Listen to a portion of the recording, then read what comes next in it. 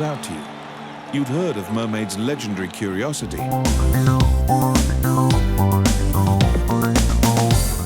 What do you need? Welcome to Classic Game Room, where I've got two great things that go well together, dragons and disco. This is the review of Dragon's Crown, coming to you from the intergalactic Space Arcade. This is Dragon's Crown from Atlus, a downloadable game replete with magic and heaving bosoms.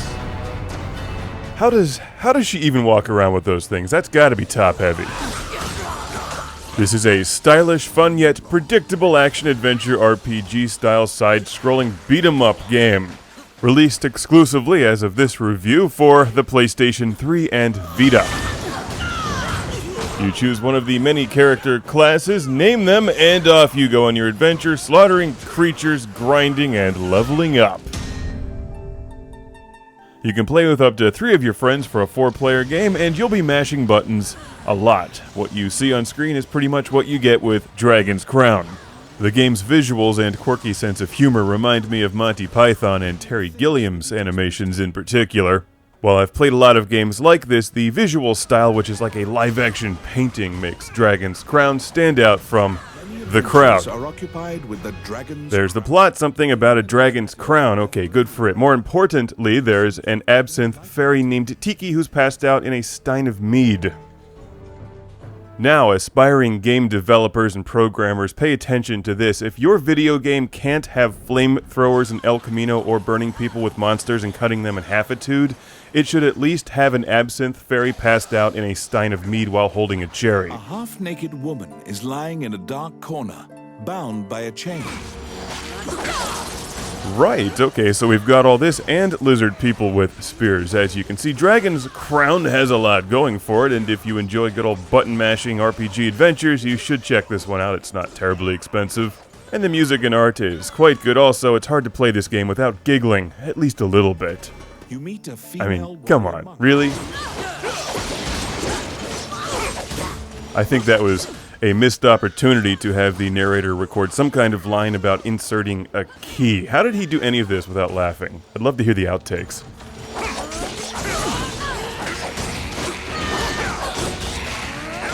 Now, for most of this review, I'm playing as the sorceress named Qbert with a 3 because I'm clever. Or, well, not really, but it's still a funny name.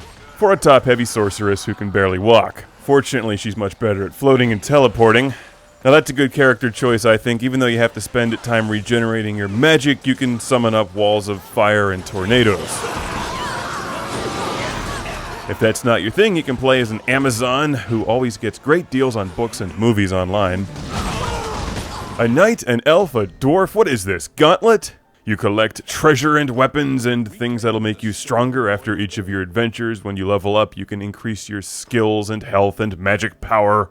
You're even scored points while adventuring, and you choose your teammates if you're just playing a single-player game.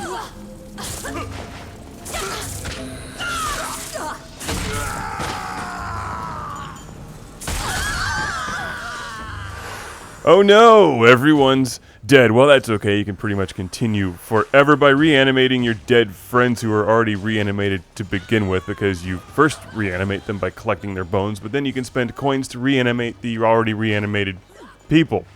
Right? Wow. It's a lot of animation.